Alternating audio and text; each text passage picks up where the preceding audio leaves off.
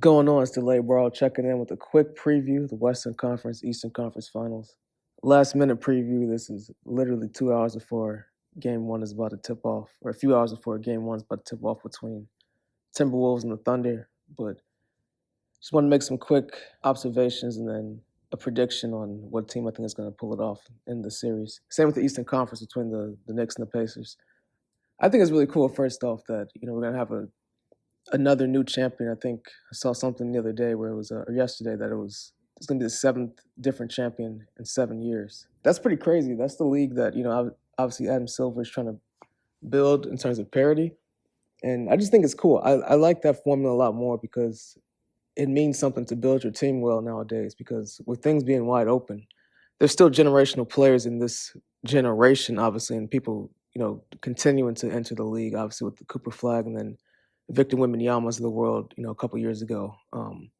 There's still going to be, a chance for another dynasty soon, but we also have to give credit to these small markets and these other teams that are building up to be potential dynasties. I mean, it's a lot of parity right now, but come on, like for instance, the youngest team in the league, the Thunder, the 68 win, 1 seed, if they really play to their potential the rest of these playoffs, the stats and everything has shown they're the best team left, but are they ready? And if they win one, they can potentially, create something of their own just being so young. Same with Minnesota, though. Same with Indiana. The same with New York. So that's why I think that it's going to be interesting to see which team eventually emerges, because I could see them being right back in this position next year. They're just that good, and I think underestimated, especially the Pacers. I mean, that's a team that no one thought could get to this point. I think Minnesota is kind of in that same realm because they trade Karl Anthony Towns for Julius Randle, and a lot of people didn't like that when that happened. But they still were in the Western Conference Finals last year. Like, let's not forget. You know what I mean? Like, they reshuffled their team. They weirdly added depth where they only played 8-man rotation, but they added Randle and Dante DiVincenzo, so they have a little bit more firepower off the bench that they were lacking when they lost to Dallas last year in the conference finals. So I think the Timberwolves, the Pacers, the Knicks, and the Thunder, that's gonna be a really cool champion, a really unexpected champion. Like no one could have predicted these would be the final four teams left. Western Conference Finals is up first tonight. Obviously, it's a few hours, like I said, before the game. So let's start with that series. I think the key to that series is obviously Oklahoma City's depth versus Minnesota's. I think, to me, that 8-man rotation, look, I think Golden State could have won with Steph Curry. I don't think that was just a complete wash like a lot of fans might think. They could have won in 6 or something, but I also could have seen the Wolves potentially winning a series like that in 7. Just because if you match their 8-man versus a team that has depth or has a lot of guys that can throw at you, it's a little bit different in terms of what that consistency looks like. Basically, what that means is I think that OKC, they're going to try to, especially in game one, I think they're going to throw out a lot of different guys like, Isaiah Joe. We're going to see Jalen Williams, that expanded rotation where, obviously Cason Wallace, Alex Russo, and then Aaron Wiggins joined that primary 8-man rotation towards the latter part of the Denver series. But those three will be the first 3 off the bench. And then, or obviously Jalen Williams could come off the bench as well. They threw him in there a few times against Denver.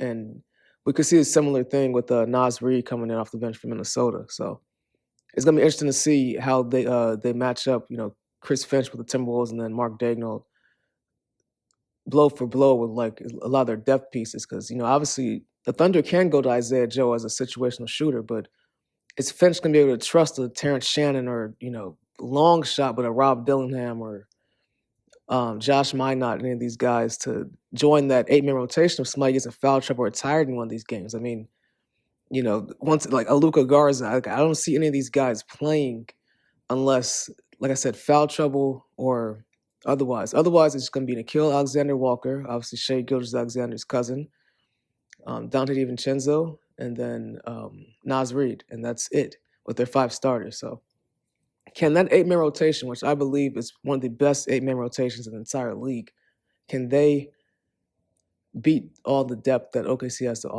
offer? Especially if, we see J-Dub, Jalen Williams, playing very well as a complementary piece like he did in Game 7.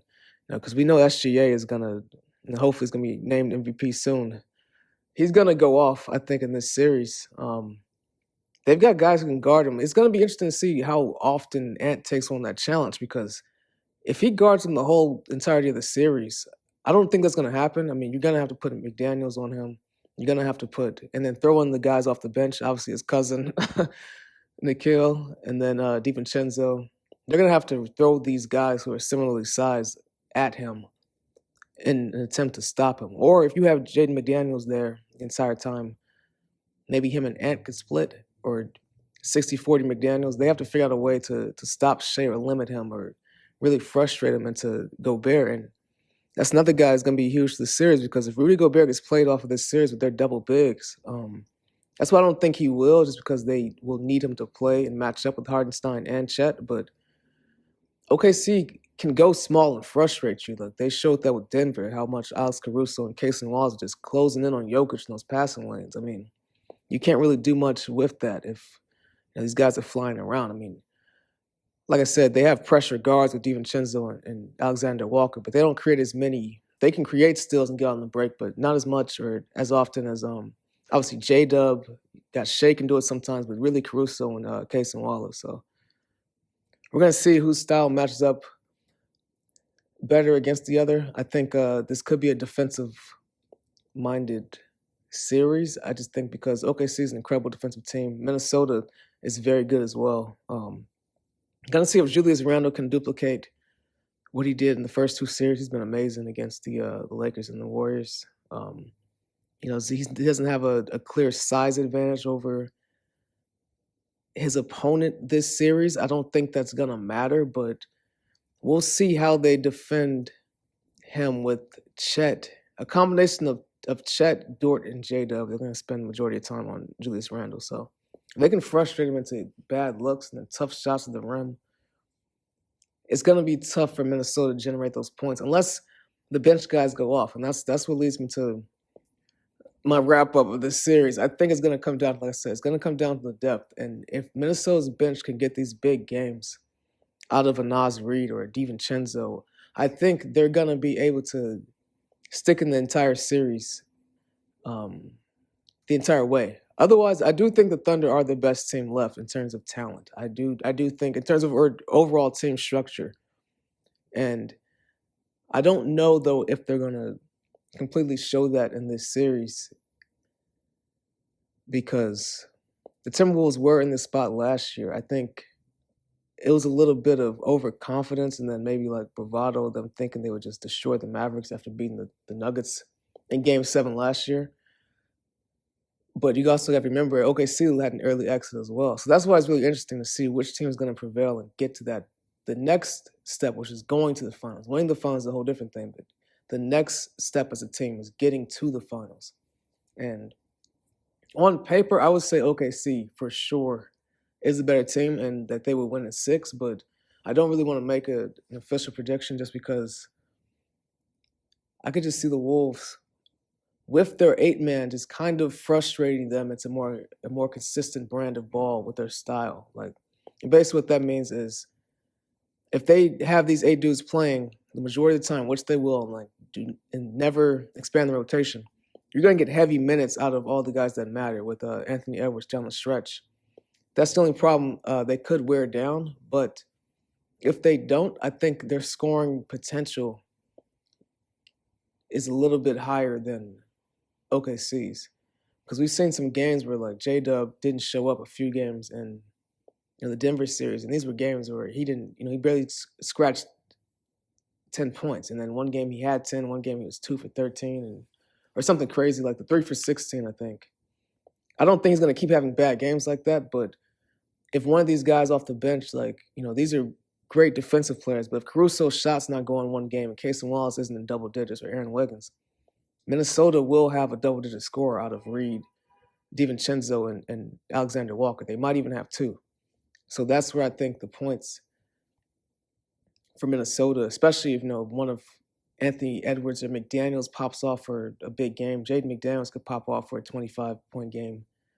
Edwards can obviously pop off for 40+. Same with Randall getting, upwards of 30 if he has it rolling. So I don't know if outside of SGA and then J-Dub, we're the explosive and consistent scoring is going to come from the entire series. I could be wrong, and they can have a lot of guys who will be able to chip in. With maybe Lou Dort and Chet could have a big series offensively, but they're gonna have to really show that outside of their top 5 guys. If who's gonna come in off the bench? Like, can Isaiah Joe come in and have a big game?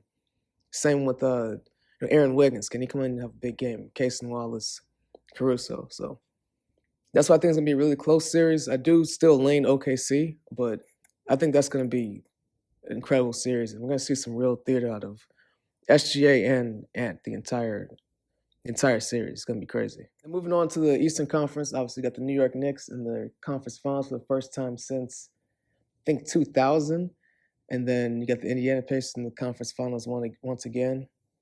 And it's the second straight year they're making this a tradition, hopefully in Indiana for them. I mean, they've established a culture where I think, similar to New York, they were underrated in the sense that no one was talking about them getting past Boston or Cleveland. No one really considered that as a possibility, so that's why they weren't really considered contenders. But if you look at Indiana, they were here last year but just hurt. They didn't have Benedict Mathurin at all. And then they had a few guys who were just had nagging injuries during that series. They're fully healthy. They've been fully healthy the entire playoffs, basically, after those 2 crazy injuries to James Wiseman and Isaiah Jackson. They've been pretty healthy not the rest of the season, but down the stretch towards the end of the season, then the entire playoffs. So hopefully it stays that way for them. Same with New York. They're at full strength, but this should be a battle of a team with a lot of similar to OKC though. That's why it wouldn't be crazy to see OKC and the Pacers eventually playing, just because the Pacers can go 10 deep legit. Like, obviously you got all-star, superstar, whatever you want to call him, Tyrese Halliburton, starting at the 1. Andrew Nembhard, playoff riser at the 2. Aaron Nesmith, who's been huge these playoffs, been really underrated. And that's going to be a really fun matchup with him and Mikal Bridges, who outduels each other each game. And you have Pascal Siakam, another all-star at the 4. Him and OG, former teammates with Toronto. It's going to be another fun storyline the entire series. It'd be funny if they get in. They're both like kind of, I mean, Siakam's a little bit more fiery than OG, obviously. OG is really chill, but that'd be funny if they like got into it and just had a few battles going back and forth, because they won in Toronto together. And this is going to be a real battle to see who goes to the finals. Like, it's going to be weird. Like I said, it's going to be weird to see Indiana or New York in the finals, but it's going to be really cool to see that at the same time. Like, that's such a different finals participant, let alone champion. So obviously the Pacers have never won it. The Knicks haven't won it since 1972. And I would really, really want to see that, especially for Clyde and a lot of the old Knick guys. But it's going to be a tough series. I think this is going to be a really, really tough series for both the teams. This one instead of Western Conference Finals, I think this one is more likely to go 7. And like, I don't see which team is clearly better than the other. And then just the history of them playing last year and the Knicks losing like that, Nembhard hitting that big shot. And the Pacers are going to go into this series with confidence, but at the same time, New York has home court advantage. So these first 2 games are crucial, and the Knicks really have to establish dominance as a team. But going back to the Pacers lineup, obviously you got Miles Turner at the 5, and then off the bench you got T.J. McConnell, Benedict Mathurin, Obi Toppin. They play Jarris Walker and Ben Shepherd sometimes in that utility forward or sometimes wing spot, whatever you want to call it. And then Thomas Bryant, who's had some decent minutes in the playoffs. The Wolves, I mean, obviously the Knicks, they don't really go too deep off their bench. Obviously you got Jalen Brunson, superstar, Mikal Bridges, OG Anunoby, Josh Hart, and Karl-Anthony Towns. And obviously off the bench you have, they play Campaign sometimes, but it's really Deuce McBride and Mitchell Robinson. Campaign gets some minutes, not too many. Sims is really stingy in the rotation. Precious Achiuwa is probably going to have to play in this series. I think you have to give him some minutes, especially if they go with Walker or Bryant. And then Toppin, obviously, he's a former Knick. Playing back in the Garden, it's a lot of storylines, and I think a lot of people that the Pacers have more avenues to give the Knicks trouble. I think that is a good way to put it, because Now, there could be a game off the bench where the Pacers score 40 points. And where is that coming from for the Knicks? Deuce McBride, if he doesn't get double digits, Mitch Robinson might get, 6 or 7, whatever. Are they going to get a 25, 30-point game off the bench? Where does that come from? I mean, obviously Tibbs is going to play the starters forever anyway, but my only problem with the Knicks this whole season, the way that with their, not even how they're built, because I feel like they have guys who can actually help them, but the way Tibbs is prone to coaching and has shown that he's not going to expand the rotation, these guys might just wear it down. And if it's a game 7 situation or even, 5 close games and there's a game 6 or, will they break down at some point? That's the question. Will the Knicks run out of gas? And they are not going to run out of talent. They're not short on talent. I'm not going to sit here and lie. They're top 5. They might have the starting 5s left. They might have the best. You can argue they have the best one. It's definitely an argument. There's, obviously you got Minnesota's starting 5 is good, but Mike Conley isn't the same player as he has been in the past. Still very valuable, but not, obviously close to the All-Star level he was. OKC's lineup is really good, but again, kind of depends how you feel about Dort and then the 2 big lineup. I think that's a great lineup, obviously, but just kind of depends how you feel. And then with the Pacers, I mean, I think the Knicks have a better starting 5 on paper to me. So I don't know. I think that doesn't mean anything, especially with what the Pacers can throw at them. But how is Rick Carlisle going to handle it if Bennedict Mathurin's is killing down the stretch of a game? Like, do you keep him in over Nembhard or Nesmith, who've both proven to be very valuable? It's a great problem to have, but kind of similar to OKC. You have to, these crucial moments, these swing plays, they're going to have to make the right decision on who to keep in. So sometimes when you have that set rotation, yeah, you do risk a little bit of wear and tear, obviously, but these are players that you are going to rely on. There's no question down the stretch of that game that the Knicks, the stretch of a close game, the Knicks 5, their starting 5 is going to close that game. There is a question in OKC, obviously, with Hardenstein, you have Caruso, and Degno usually doesn't sub out Dort, but sometimes you can make an argument that he'll do that. Same with Indiana. I mean, they're usually going to close their 5, but if Mathurin has it going, there's a chance that Nesmith is going to come out. So it's just things like that, like kind of the subtle things that substitution pattern is going to be big in both these series because these two series are built so similar when you break them down. It's depth versus a set 7 or 8 man rotation. The Knicks have 7 guys. The Wolves have 8. And then the Thunder and the Pacers can both go 10, 11 deep. That is just a straight-up analysis of both series to me. So ultimately, I think somehow the Knicks are going to win. I think the Knicks are going to win. If they do, it's going to be in 6 or 7. It's going to be a long series. I'm not even going to say they're a better team than the Pacers right now. I'm not even going to say they're even playing better than the Pacers. The Pacers have been one of the hottest teams in the league, and I would not be surprised if they beat the Knicks in 6 games. But I think the wave that New York is riding right now, and they're going to get some star performances out of Brunson and Towns. That Towns-Miles Turner matchup is going to be very key. That's going to be crazy. But I don't know. I just think that 5-man rotation, if they don't wear it down, I think they're going to make enough plays, between the Josh Harts and OG Anunobies of the world, and even, obviously, Michael Bridges, too. They have a potential to make way more plays down the stretch than Indiana to me. But that's a toss-up series. I mean, I really like Nembhard versus Brunson, that matchup as well. Just Nembhard guarding him and trying to slow him down. And then on the same token with if they throw Bridges on Halliburton, or however they want to cross-match that. It's going to be interesting. Maybe Hart is going to defend him.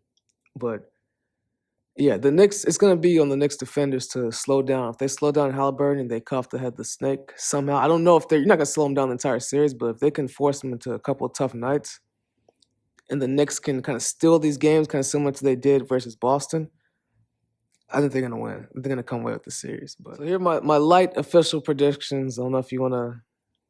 Don't really want to put them in stone, but I got the Thunder and then the Knicks going to the finals. I would very much be happy to see the Timberwolves or the Pacers take it as well, but I think the Knicks and the Thunder end up in the finals.